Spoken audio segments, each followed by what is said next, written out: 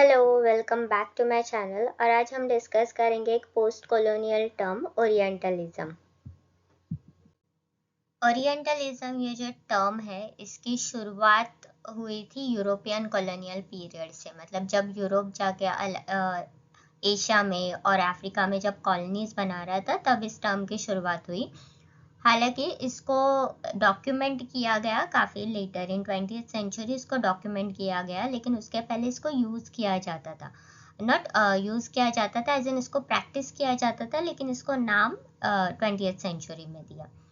तो ये यूज़ किया जाता था से क्या मतलब है कि वेस्ट जब ये ब्रिटिश लोग थे या डच थे, फ्रेंच थे, वो जब ये ईस्ट को एज इन एशिया को और अफ्रीका को जब समझने की कोशिश कर रहे थे, उनको कैटेगराइज करना चाहते थे, उनको अलग अलग कैटेगरीज में डालना चाहते थे। जैसे हमारे यहाँ पे भी उन्होंने किया था, देखो एक बाबू का सिस्टम बनाया था वैसे। और फिर जब वो ईस्ट को कंट्रोल करने की कोशिश कर रहे थे तब वो ओरिएंटलिज्म को प्रैक्टिस कर रहे थे।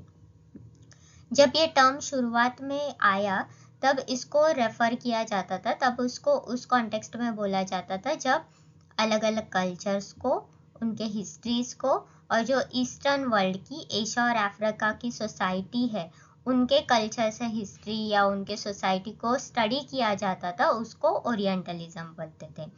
बट जैसे जैसे टाइम बीता गया, लोग इसको और स्टडी करने लगे, उसके बाद ये टर्म एसोसिएट हो गया वेस्टर्न कंस्ट्रक्शन। वेस्टर्न कंस्ट्रक्शन मतलब वेस्ट की जो मान्यता थी, वेस्ट को जो लगता था कि ईस्ट कैसे है, मिस्टीरियस है, मतलब वो उसमें अलग अलग वो कुछ बातें छुपा के रखते हैं, उनमें कुछ ऐसी चीज़ें हैं जिनको हम कभी जान नहीं सकते, या एक अननोन लैंड या अनएक्सप्लोर्ड लैंड, अनएक्सप्लोर्ड लाइफस्टाइल, ऐसे वो मानते थे बैकवर्ड। वेस्ट को ऐसे लगता था ईस्ट क्या है, बैकवर्ड है। तो उनको जैसे अमेरिकन्स को वगैरह लगता था कि इंडिया क्या है, एक लैंड ऑफ स्नेक चार्मर है, मतलब हम लोग वो सिर्फ सांप को वो बीन बजा के अपने इशारों पे नचा सकते हैं, हम उतने बैकवर्ड हैं। और हम कैसे हैं, एग्जॉटिक है। एग्जॉटिक मतलब कि एक ऐसा लैंड जो देखने में पैराडाइज लगता है, वो देखने में अच्छा लगता है, लेकिन एक्चुअली वहाँ पे काफ़ी टॉक्सिसिटी होती है। या फिर आप ऐसे भी बोल सकते हो कि वो उनसे दूर है, मतलब वेस्ट से दूर है। तो ओरिएंटलिज्म जब प्रैक्टिस कर रहे थे तो इसको वेस्ट ने यूज़ किया to reinforce their sense of superiority. तो उन्होंने ये बोला कि हम लोग क्या है, हम तुमसे सुपीरियर है, हम पढ़े लिखे हैं, हम एजुकेटेड है, तो तुम कैसे हो, तुम मिस्टीरियस हो, तुम बैकवर्ड हो, तो हम तुमसे सुपीरियर है, तुम्हारा स्किन टोन हमसे अलग है, तुम्हारी लैंग्वेज पॉलिश्ड नहीं है।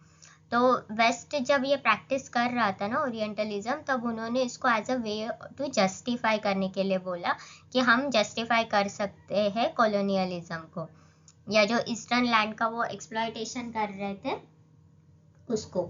इसका एक सिंपल एग्जांपल अगर मैं आपको दूं तो वाइट मैन्स बर्डन। तो जैसे वाइट मैन को ऐसे लगता है कि ये उनका मॉरल रिस्पॉन्सिबिलिटी है कि वो अलग अलग लैंड को जाके कॉलोनाइज करे और उनको सुधारे, उनको बड़ा करे, या उनको उस डार्कनेस में से बाहर निकाले। तो ब्रिटिशर्स को ऐसा लगता था कि हम लोग इंडिया में जाके अगर इंग्लिश लैंग्वेज इंट्रोड्यूस कर रहे हैं, उनका एजुकेशन सिस्टम सुधार रहे हैं, तो हम क्या कर रहे हैं, इंडिया की हेल्प कर रहे हैं। तो अगर उसमें कुछ लोग एक्सप्लॉइट भी हो गए तो भी चलेगा, वो एज अ कोलेटरल डैमेज में चला जाएगा।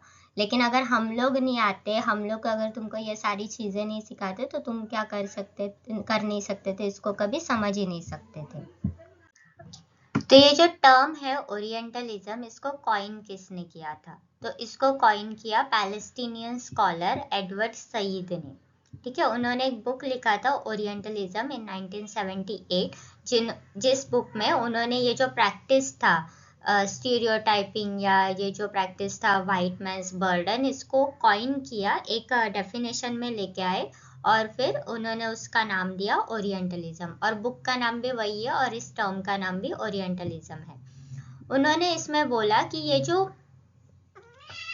वेस्ट है, वेस्टर्न सोसाइटी है, ये जैसे ईस्ट को पोर्ट्रे करता है, उनको स्टीरियोटाइप करता है, मतलब ऐसे दिखाते हैं कि अगर इंडियंस का एग्जांपल दो तो कैसे हम इंडियन सैवेजेस है, या हम लोग स्नेक चार्मर्स है, और हमारी जो पोजीशन है सोसाइटी में वो इंफीरियर है और वेस्ट सुपीरियर है। तो ये जो प्रैक्टिस है उस प्रैक्टिस को उन्होंने बोला ओरिएंटलिज्म। एडवर्ड सईद ने ये भी बोला कि ये जो व्यू है ये सिर्फ एकेडमिक या कल्चरल नहीं है, पर ये किससे रिलेटेड है, ये power dynamics of colonialism. Because मतलब एडवर्ड सईद का यहाँ पे ये बोलना है कि क्योंकि वेस्ट ने इतने दिनों तक ईस्ट को कॉलोनाइज करके रखा, उन्होंने इतना वो माइंड पे डाला लोगों के कि अभी हर एक लोगों को ये रखता है कि बाहर वाले लोगों ने बोला तो वो सही होगा। जैसे आप कोई भी चीज़ देख लो, योगा जब इंडियंस करते हैं तो हमको इतना यकीन नहीं होता, बट वेस्टर्नर्स करते तो हम अच्छे से उसको बात करते हैं। जैसे अगर कोई हल्दी वाला दूध दे दे तो हमको लगेगा कि अरे ये क्या दे दिया, लेकिन अगर वही कोई उसको बोल दे कि ये टर्मरिक लाटे है तो फिर हम लोग उसको एकदम चाव से पियेंगे, 500 रुपये भी उसके दे देंगे। तो ये कैसे वो हम में वो एक आ गया, वो एक माइंडसेट हमारा बन गया जिसमें we seek validation from the westerners. तो ये सिर्फ एकेडमिक या कल्चरल पर्सपेक्टिव नहीं है, ये पावर डायनेमिक्स बताते कि क्योंकि इतने सालों तक वो हमको रूल कर रहे थे, तो अभी हम लोग कहीं ना कहीं हमारा माइंडसेट वैसे बन गया कि हम ऐसी बातें मानने लगे हैं। और कॉलोनियलिज्म में ब्रिटिश लोगों का अगर इंडिया का एग्जांपल ही ले, तो फिर ब्रिटिशर्स ने इतना ये करके रखा कि तुम इन्फीरियर हो, तुम इन्फीरियर हो, और फिर हम अच्छे हैं, हम तुमको सिविलाइज्ड बनाएंगे, तुम्हें सैवेजेस से दूर करेंगे। ये सब स्टीरियोटाइप्स उन्होंने क्यों क्रिएट किए, क्योंकि वो क्या करना चाहते थे, कंट्रोल करना चाहते थे इंडियंस को। अभी कुछ इंपॉर्टेंट टर्मिनोलॉजीज है ओरिएंटलिज्म से रिलेटेड, वो देखते हैं। तो पहला है ऑक्सीडेंट, ओके, स्पेलिंग ध्यान से रखना। ऑक्सीडेंट ये वेस्टर्न वर्ल्ड को रेफर करता है जो यूरोप होता है। तो यूरोप और यूरोपियंस और जो यूरोप के जो डिसेंडेंट्स है दोनों जो अमेरिका में रह रहे हैं, और ओशियानिया, ओशियानिया इज आपका ऑस्ट्रेलिया और न्यूजीलैंड वो वाला एरिया आ जाता है, वो जो होता है उनको बोलेंगे ओसिडेंट। और हम लोग जो है ईस्टर्नर्स है, तो इंडियन सब कॉन्टिनेंट हो गया या साउथ ईस्ट एशियन हो गया, अफ्रीका हो गया, हम क्या है, ओरिएंट। तो जो भी वेस्ट सोसाइटी में रहते हैं जो वाइट स्किन वाले लोग हैं, अगर टिपिकली बोले तो वो है ओसिडेंट और हम है ओरिएंट। ओसिडेंट जो होते हैं वो कैसे होते हैं, रैशनलाइज्ड होते हैं, रैशनल होते हैं, मतलब वो समझदार होते हैं, वो सिविलाइज्ड होते हैं, उनको पता है कि सोसाइटी में बिहेव कैसे करना है, प्रोग्रेसिव होते हैं, उनके ख्यालात अच्छे होते हैं। और ओरिएंट हम लोग कैसे होते हैं, हम लोग बैकवर्ड होते हैं, हमें पता नहीं होता, हम जजमेंट नहीं कर पाते हर एक सही से, हम जैसे हमको लगेगा वैसे डिसीजन ले लेंगे, और हम कैसे हैं, हम एग्जॉटिक है। तो ये स्टीरियोटाइप्स है जो ब्रिटिशर्स को या फिर वेस्टर्नर्स को लग रहा था कि हम लोग ओसिडेंट है, और जो दूसरे लोग हैं ईस्टर्नर्स है वो क्या है, वो ओरिएंट है। अभी ओरिएंट का डेफिनेशन अच्छे से देखते हैं। ओरिएंट ईस्टर्न वर्ल्ड को बोलते हैं, और इसमें मिडल ईस्ट अपना ये सऊदी अरेबिया वाला वगैरह वो वाला एरिया आ गया, फिर एशिया और नॉर्थ अफ्रीका। अफ्रीका में भी नॉर्थ अफ्रीका, क्योंकि अगर आप साउथ अफ्रीका की बात करो तो देखो वहाँ पे केप टाउन वगैरह, अगर आप साउथ अफ्रीकन प्लेयर्स को देखो तो वो थोड़े वाइट स्किन्ड है, देखो तो फिर तो उनको नहीं बोलते थे, लेकिन नॉर्थ अफ्रीकन जो है, जो डार्क स्किन्ड लोग हैं, उनको वो ओरिएंट बोलते थे। और ये ओरिएंट जो टर्म है ये वेस्टर्न कंसेप्शन है, क्योंकि हम लोग अगर वैसे देखें तो इंडियंस में या साउथ ईस्ट एशियंस में, अफ्रीकन्स में, असाइड फ्रॉम कि हम लोगों को वेस्टर्नर्स ने कॉलोनाइज्ड करके रखा था, हम लोगों में कुछ ज़्यादा सिमिलैरिटीज़ नहीं है, तो फिर हमको एक ग्रुप में वो लोग नहीं डाल सकते, क्योंकि हमारा रिलीजन अलग है, हमारी लैंग्वेजेस अलग है, हमारा सोसाइटी अलग है, हर एक चीज़ अलग है। लेकिन उन्होंने बस हमको कॉलोनाइज्ड करके रखा था, तो उन्होंने हम सबको एक ही ग्रुप में डाल दिया और बोला कि आप सब क्या हो, ओरिएंट हो। और फिर ये उन्होंने इसके लिए ये कैटेगराइज करने के लिए बोला था कि ईस्ट और वेस्ट में क्या क्या डिफरेंसेस है वो दिखाने के लिए बोला था। और इसमें ओरिएंट को वो लोग भले ही हमको मतलब बैकवर्ड वगैरह बोलते थे, लेकिन उनको एक वो चार्म रहता था कि मतलब इंडिया में जाना है या इंडिया को ढूंढना है, यहाँ पे मिस्ट्री है, उनको इंडियन लोग अट्रैक्टिव, सैवेज जैसे ही लगते थे, बट अट्रैक्टिव लगते थे। Attractive not in the sense of किसी को इम्प्रेस करना है वगैरह, बट वो मिस्ट्री ऐसी थी कि लोग जानना चाहते थे उनके बारे में। वैसे एंड बारबेरिज्म इज जंगली, हम लोग जंगली है, ऐसे उनका मानना था। फिर है कॉलोनियल डिस्कोर्स। कॉलोनियल डिस्कोर्स क्या होता है, इसको ये बोलेंगे कि कॉलोनियल पावर्स कुछ ऐसे नरेटिव क्रिएट करते हैं जिससे वो जस्टिफाई करेंगे उनका जो हम लोगों के ऊपर जो एट्रोसिटीज है उसको जस्टिफाई करेंगे और परपेचुएट मतलब शुरू करना और वो कंट्रोल करना चालू करेंगे। या फिर आप बोल सकते हो कि कॉन्स्टेंटली वो हम लोग ऐसे नैरेटिव्स क्रिएट करते थे कि जिससे हमको लगता था कि नहीं ये कंटिन्यूएशन में चलना चाहिए, कॉलोनाइजेशन कंटिन्यूएशन में चलना चाहिए, सो दैट वो ऐसे नैरेटिव्स क्रिएट करते थे तो हम उसको मान रहे थे उस बातों को। फिर जो नैरेटिव्स है इनको डिपिक्ट किया जाता था कि तुम लोग इंफीरियर हो, तुम लोग समझदार नहीं हो, तुम लोग सैवेजेस हो, तो तुमको पता नहीं है कैसे बिहेव करना है, तो हम लोग आके तुमको सिखाएंगे। तो हम लोग भी इंडियंस ये सोच के बैठे कि ओके अभी तुम लोग हमको इंग्लिश सिखा रहे हो तो हम लोग सीख लेते हैं वगैरह, उस तरीके का। मतलब उन्होंने ऐसे नैरेटिव क्रिएट किया कि अगर हम लोग नहीं आते तो ये सारे सिस्टम्स कभी तुम्हारे सोसाइटी से जाते ही नहीं। फिर नेक्स्ट है एक्सोटिसिज्म। एक्सोटिसिज्म मतलब ईस्ट को क्या किया, रोमांटिसाइज किया वेस्ट ने। रोमांटिसाइज मतलब उसको ब्यूटीफुल करके दिखाना, कि मतलब बोला कि अरे तुम्हारा लैंड कितना अच्छा है, तुम्हारा मतलब तुम्हारे यहाँ पे इतनी मिस्ट्री है, विजडम है, इंचांटमेंट है, तुम्हारे अंदर एक मैजिकल क्वालिटीज है, ऐसे करके उन्होंने पोर्ट्रे किया। और फिर इसके लिए उन्होंने क्या किया कि मतलब जब भी कई जगह पे मिस्ट्री होती है, मतलब उसको एक तरीके से ऐसे फिक्शनल रेल्म बताया कि तुम क्या हो, तुम एक इमेजिनेटिव पार्ट हो, तुम्हारा ये जो ब्यूटी है, मिस्ट्री है, ये इन अ वे एक इमेजिनरी है, और हम लोग जो है, हम लोग क्या है, हम रियल है, हम रैशनल है। तो बिकॉज हम लोग रियल है इसलिए हमारी वैल्यू ज्यादा है, और तुम भले ही ब्यूटीफुल हो सकते हो, आइडियलाइज्ड हो सकते हो, पर तुम हो इमेजिनरी, तो इसलिए तुम क्या हो जाते हो, हमसे इंफीरियर हो जाते हो। और फिर उन्होंने बोला कि उनका ये भी मानना था कि ईस्ट ऐसा जगह है जहाँ पे टाइम स्टैंड स्टिल, तो ये दो मीनिंग से लिया जाता है। टाइम स्टैंड स्टिल मतलब कि तुम्हारे लिए अभी समय रुक गया तो तुम प्रोग्रेस ही नहीं कर पा रहे, और हमारा वक्त चल रहा था तो हम लोगों ने प्रोग्रेस कर लिया, हम लोग आगे बढ़ गए। और दूसरा ये है कि वो मिस्ट्री के एलिमेंट में इतना लोग घुल मिल, इतना लोग उसमें फिक्स हो गए हैं कि अभी वो उससे बाहर ही नहीं निकल सकते, वो जहाँ पे है वहीं पे रुक गए।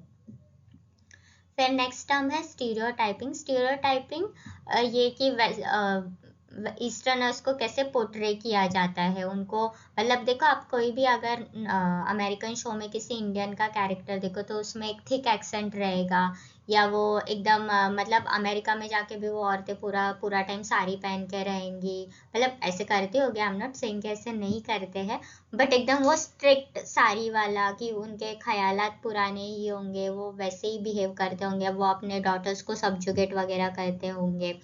या फिर वो कैरेक्टर्स होते हैं, जैसे देखो ईस्टर्न वुमेन कैसे है, पैसिव है, कि अगर उनके हस्बैंड ने बोला कि तुमको बैठना है तो वो बैठ जाएंगे, वो कुछ करेगी नहीं जब तक उनका हस्बैंड बोलेगा नहीं। और मेन कैसे हैं, मेन वायलेंट है, वो हमेशा दूसरों पे गुस्सा निकालते रहते हैं। तो ये जो स्टीरियोटाइप्स उन्होंने उठाए थे वही वो लोग पोर्ट्रे कर रहे थे, उसी तरीके से वो पोर्ट्रे कर रहे थे कि अगर इंडियन वुमेन है तो वो काफी होमली है, वो मतलब वो आपको अच्छे से खाना बना के खिलाएगी, वो आपका घर संभालेगी, और मैन जो है वो एकदम बारबैरिक है, वो गुस्सा करेगा, वो हमेशा सब पे चिल्लाता ही रहेगा। ये जो सारे स्टीरियोटाइप्स है वो उनको क्या कहते हैं, पोर्ट्रे करते हैं। जैसे अगर आप पैसेज टू इंडिया देख पढ़ोगे एम फॉस्टर का, तो उसमें वो एक वाइट लेडी एक डॉक्टर पे रेप के चार्जेस लगाती है, आई थिंक बोलती, अक्यूज करती है कि इसने मेरा रेप किया, एंड पीपल बिलीव इट, क्योंकि उनको ऐसा लगता है कि ये इंडियन है, ये सैवेज है, तो ये ऐसे कर सकता है, एंड वो वेस्टर्न लेडी है, वो वाइट स्किन लेडी है, तो वो कभी झूठ बोल ही नहीं सकती। ये स्टीरियोटाइप उन्होंने बोला था और वो उस नॉवल में दिखता है। फिर बाइनरी ऑपोजिशन। बाइनरी ऑपोजिशंस मतलब क्या होता है कि इसमें वेस्ट मतलब दो अलग अलग तरीके से, जैसे ब्लैक एंड व्हाइट, ठीक है, तो ये binary opposition. Binary is two, opposition मतलब एक दूसरे के ऑपोजिट, तो दो ऑपोजिट साइड्स होता था। तो वेस्ट कैसा है, रैशनल है, सिविलाइज्ड है, प्रोग्रेसिव है, और ईस्ट है इरेशनल, बारबैरिक और स्टैग्नेंट। स्टैग्नेंट मतलब एक जगह पे अटका हुआ, अभी वो बाहर नहीं निकल रहा उसमें से। वेस्ट जो है वो epitome of enlightenment and reason, मतलब उनको एकदम उन्होंने सब विजडम उन्होंने पा लिया, उनको सब ज्ञान मिल गया। और ईस्ट जो है वो डेकेडेंट है, उनको अभी तक वो विजडम उनको मिला नहीं है, वो अभी तक बारबैरिक इसमें ही है। ओरिएंटल अदरनेस, ये टर्म काफ़ी यूज होता है। ओरिएंटल अदरनेस मतलब ईस्टर्न ने sorry not eastern, Edward Said ने ये बोला था कि ईस्ट जो है ना वो अदर हो जाता था और वेस्ट है वो अस है। तो मतलब जब वो वेस्ट सोसाइटी की बात कर रहे थे तो हम बोलते थे कि हम लोग सब साथ है, भले ब्रिटिश आदमी बोलेगा कि अमेरिकन ऑस्ट्रेलियंस हम सब साथ में है, हम लोग एक कम्युनिटी का पार्ट है। और तुम जो हो वो अदर हो, मतलब तुम दूसरे हो, तुम हमसे अलग हो, something distinct and separate. West east जो है वो वेस्ट से अलग है, ईस्ट अदर है। और ये दोनों के में कॉन्ट्रास्ट दिखाते थे कि कैसे तुम्हारे कस्टम्स, तुम्हारे जो ट्रेडिशन है वो हम लोगों से अलग है।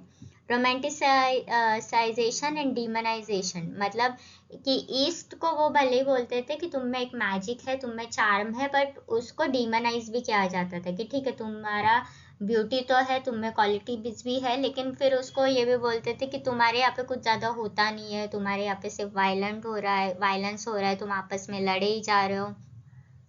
तो ये जो डुअलिटी है कि मतलब एक तरीके से बोलोगे कि भी कि तुम बहुत अच्छे हो और हमें वहाँ पे आके रूल करने दो, और फिर रूल करने आएंगे तो बोलेंगे कि अरे तुम इतने बारबैरिक हो, तुम वायलेंट हो वगैरह ऐसे। तो वो क्या करते थे कैरेक्टर्स को, मतलब उसको एकदम मतलब अगर किसी पर्सन का एग्जांपल दूँ तो वो बोलेंगे कि अरे you are very beautiful but at the same time you are toxic. तो वो डुअलिटी से प्रेजेंट करते थे उनमें, मतलब वो ग्रे शेड्स नहीं होता था कि तुम एक तो ब्यूटीफुल हो या फिर तुम बारबैरिक हो, इस डुअलिटी में ही दिखाते थे। फिर ओरिएंटलिज्म से रिलेटेड जो मेजर वर्क्स है उनको देखते, तो उसमें ऑफ कोर्स एडवर्ड सईद का ओरिएंटलिज्म बुक 1978 में आया था, ये काफ़ी इम्पोर्टेंट है। और इसमें उन्होंने पूरे जो टर्मिनोलॉजीज थे वो यूज़ किए थे, और उन्होंने एग्जांपल्स भी दिए कि कैसे वेस्टर्न लिटरेचर में, आर्ट में, या उनके जो फिलोसफिकल स्कूल ऑफ थॉट है उनमें कैसे रेसिज्म बोल सकते हो आपको आप, क्या फिर वो आइडियोलॉजी दिखती है वी वर्सेस अदर का। जेराल्ड मैकलीन का है द राइज ऑफ ओरिएंटलिज्म, ये बुक आया 2004 में, और इसमें हिस्टोरिकल डेवलपमेंट कैसे हुआ ओरिएंटलिज्म का, मतलब पहले कैसे वो प्रैक्टिस होता था, फिर बाद में कैसे उसको टर्म कॉइन किया, फिर कैसे उसके से शेप उसके वो उन्होंने दिखाया कि देखो ऐसे ऐसे बढ़ के वो जा रहा है, ऐसे पूरा ओरिएंटलिज्म इंक्रीज हुआ वो।